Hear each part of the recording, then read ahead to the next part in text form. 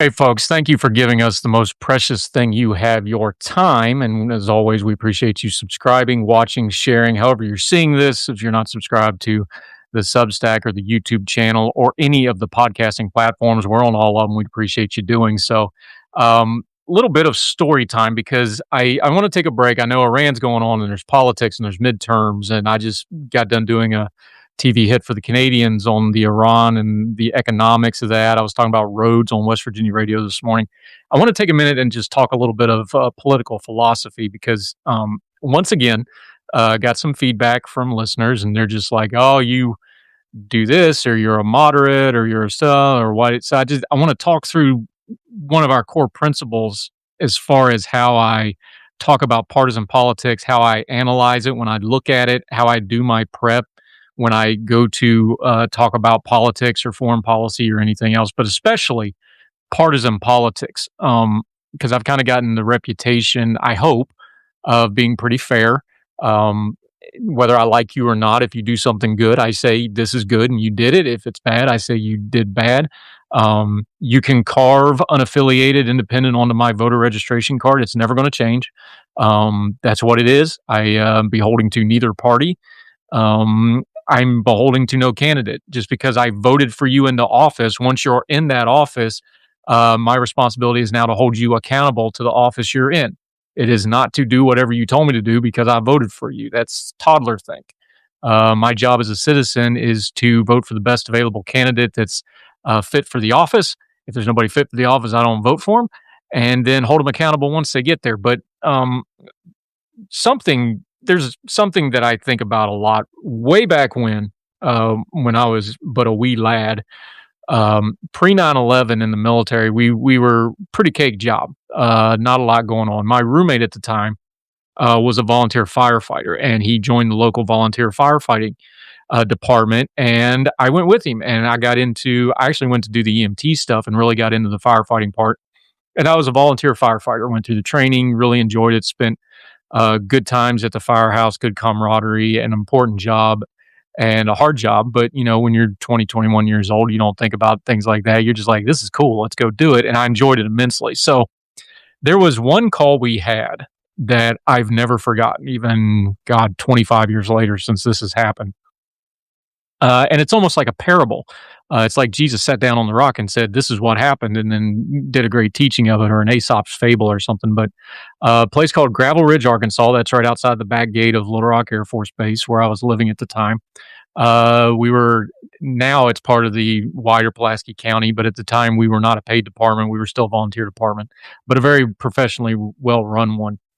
We went on a call down, actually right out front of the firehouse. Went through the intersection, straight down the road, down a little 2-lane curvy country road, and it was at nighttime. And there was 2 cars that had been in an accident. And I want to preface this this is going to be a little lighthearted, that nobody was seriously injured, so we can kind of laugh about this one because this can be not a laughing matter. But what happened was we had 2 drunk drivers hit each other. And it was almost like some kind of like you designed it in a lab. This is before social media as we know it, and before smartphones. But um, a elderly lady, very well-to-do, very fancy car, dressed to the nines, string of pearls, fancy clothes, all that. And her fancy car had hit a pickup truck full of good old redneck kids that had had too much fun partying in a pickup truck. And there was a bunch of them because this is out in the country a little bit, and they hit each other on this road. Now, nobody was seriously injured, and we're sorting it out, and the cops are sorting it out, and we're cleaning it up, and so on and so forth. But I've just never forgotten that. You had 2 drunk drivers hit each other. What's the odds of that? When you take partisan politics, you should be able to just look at, oh, 2 drunk drivers hit that. Everybody's at fault. This is a horrible thing. Could have went a whole lot worse. The fact that it didn't go worse doesn't make it any better. This was bad. But imagine if you start putting your prejudices and your priors and things that you think are true and just looked at that. Somebody could have walked up on that with a prejudice and go, man, that rich lady, obviously she's at fault. These are good kids. These are salt of the earth local kids. What was she thinking? Or vice versa. Somebody that's, maybe a little more elitist would have came in like, them dumb country hicks. They're all drunk in a truck out partying, bunch of them. They're just in the back of a truck. They're not even wearing seatbelts. Look what they did. You can see how the priors would pile on top of that.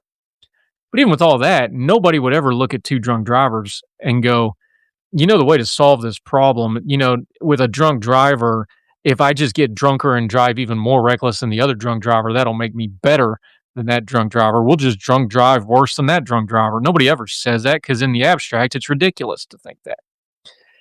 And yet, in the almost decade now that I've been doing politics publicly and doing radio and TV and podcasts and writing and publishing, this is the exact argument I hear over and over again, especially on social media. It's a race to the bottom. We hear it all the time. We hear it from our elected officials. We hear it from our presidents.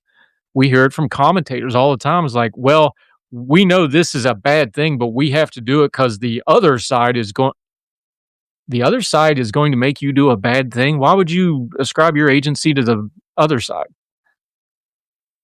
There's this old joke, because I grew up on a lake right beside a bridge, and our family name is on that bridge, my mom's people's. If you got on a bridge and somebody tells you to jump, do you just do it?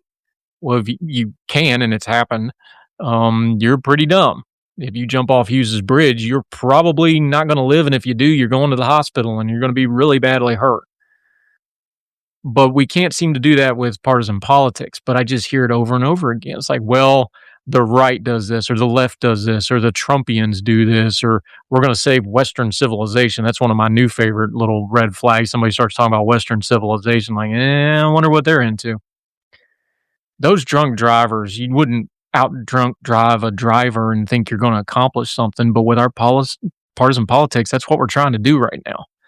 There's this race to the bottom thing. Now, there's really big philosophical words for this, especially in the Kantian tradition, and words I can't ever pronounce, even though I studied them, universalism, mesization, whatever. But there's a thing in philosophy, especially in politics, and I'll just keep it to small words and talk slow so that I can understand it. Are people a means or an end to you?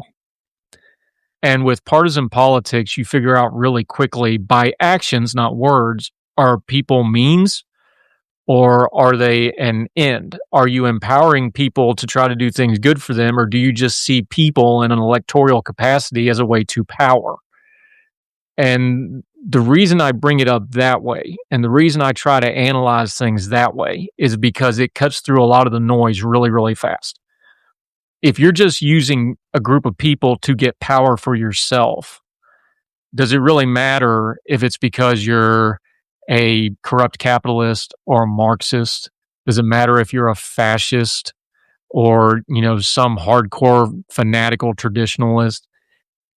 The fact that you're going to use people to get power means that you're going to use people to keep that power, and you're going to abuse people to keep that power.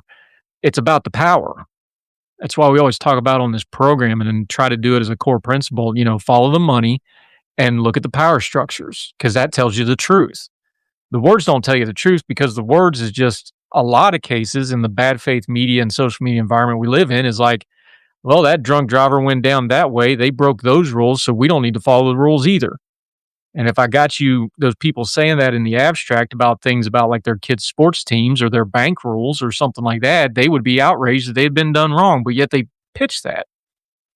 If you want to get rid of all the rules and you want to have this race to the bottom and you want to try to out drunk driver the other drunk driver because somebody seeking power is feeding that into you and filling your soul and your mind with that you have to out bad guy the other bad guy just so this abstract politician figure can get more power, you're not fit to be a free people governing.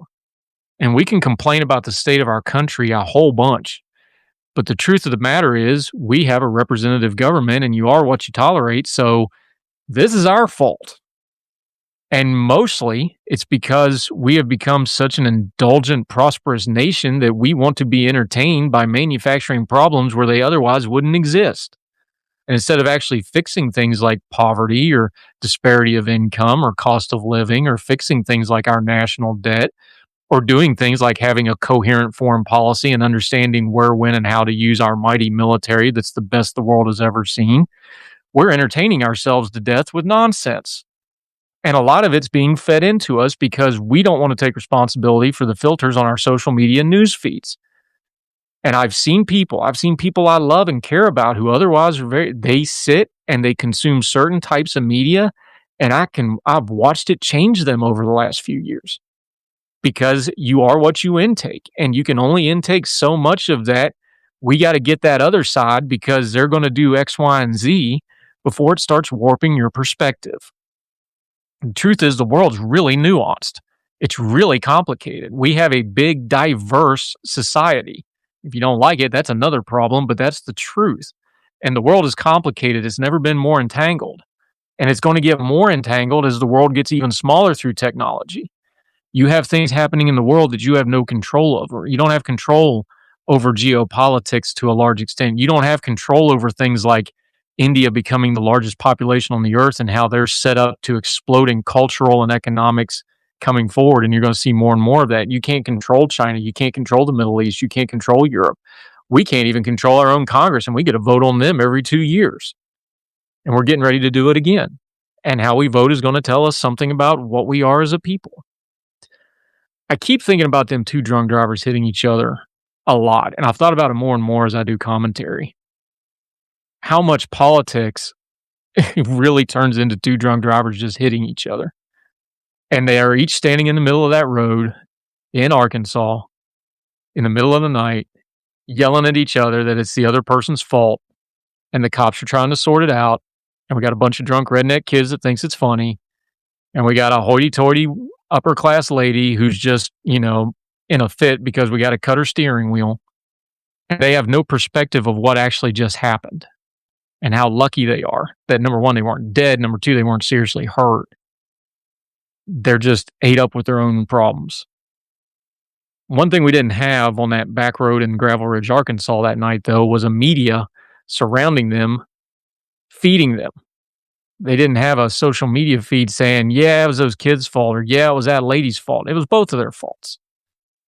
But boy, when I try to think of a metaphor or an example or whatever you want to call it to explain partisan politics these days, I get hard-pressed to find a better one. Everybody was wrong, but they were absolutely convinced they were right and did nothing wrong. And it could have been deadly. It could have been terrible. Those were high school kids mostly in that truck. Could have been awful. Partisan politics is important. Elections are important. Ideologies are important.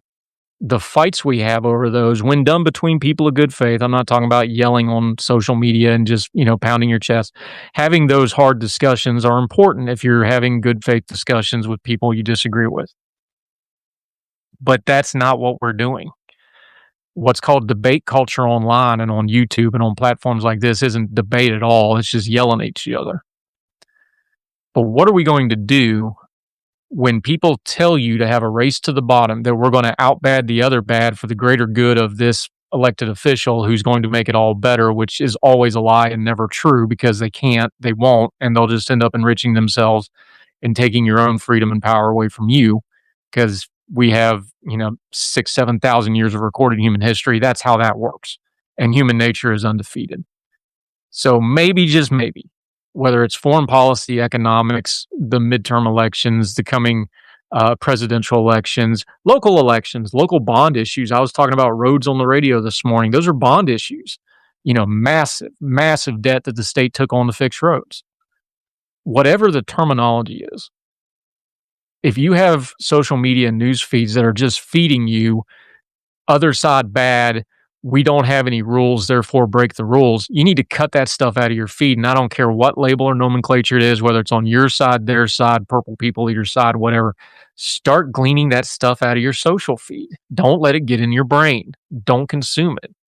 Consume people of good faith. Challenge yourself and follow and consume media you don't agree with, but those are good people that genuinely know what they believe, and they genuinely believe that, and I disagree with it, but I'm going to hear them out because if you're right, it's just going to sharpen what you already know and believe. Don't be afraid of it. Don't guzzle from a nozzle of nonsense and then wonder why your politics go to nonsense. It's going to happen every time. Don't try to out-drunk drive the other drunk driver and think you're going to accomplish anything. You are not. And we're not going to do it as a country. And our partisan politics that are now monetized. in social media and news media, that's not going to really fix a whole lot of stuff either. So while it's important for us to indulge in that and you don't leave that line of defense undefended, I understand all those things. Like all things, moderation. And our core principle on these Heard Tell programs, and then what I try to do, and everything I send out has my name on it. You got my email, you got my social media. Tell me, hold me accountable if you don't think I'm doing it. We'll hash it out. Get in the comments. A lot of I get the comments. I see them. Some pretty unkind, some very fair. If we're not doing accountability, then pounding your chest about what the other side is doing doesn't matter. Rules have to matter, and rules have to apply universally. Otherwise, there are no rules. It's like the famous line in the famous play, once you cut down all the trees to chase the devil and you need a tree to hide behind and there ain't any, then what are you going to do? And we're not only doing that, we've decided to make it the primary business model of both politics and media. That's a bad place to be. Good news? You are 100% in charge of what you consume news-wise, and you are 100% accountable for what you put back out in the media sphere. And you can say, well, I don't have a platform. If you have a Facebook page, you have a platform. If you have a Twitter account, if you have an Instagram, if you have any kind of contact with any other human beings, you have a platform. And you are responsible for what you intake, and you're responsible for what you put out. And I've got faith in you, the American people, and you, my friends, and you, my listeners and subscribers, that we can do better. And I think we can. And I think we will. And I think there's an appetite coming. There's always going to be those bad faith people, but people are getting kind of sick of it. There's going to be a pendulum swing on this thing. Do the right things. Don't try to out drunk driver the other drunk drivers and think you're going to accomplish something just because you slapped a partisan or ideological label on them. It's either right or wrong. Quit trying to be right online. Start focusing on getting it right, not just for us, but for everybody else as well. We appreciate your time. It is the most precious thing you have. That's why we open what we do with that. Make sure you're subscribing. We do this content for free. If you want to give us your money, we would love it. I know we have some expenses we got to really handle. So if you want to support us, we would appreciate that. YouTube, if you just want the podcast stuff, you can get it there. Also, iTunes, Spotify, iHeartRadio, all those platforms. Make sure you subscribe. We do see those numbers, and they are going up, and we appreciate it. We're going to keep working hard for you to do our core principles, turning down the noise, talking about the things that matter. And we appreciate your time greatly. We hope wherever you are and whatever you're doing and whoever you're doing it with, we hope you're well. We hope you are well fed. We'll talk to you again real soon for more Heard Tell.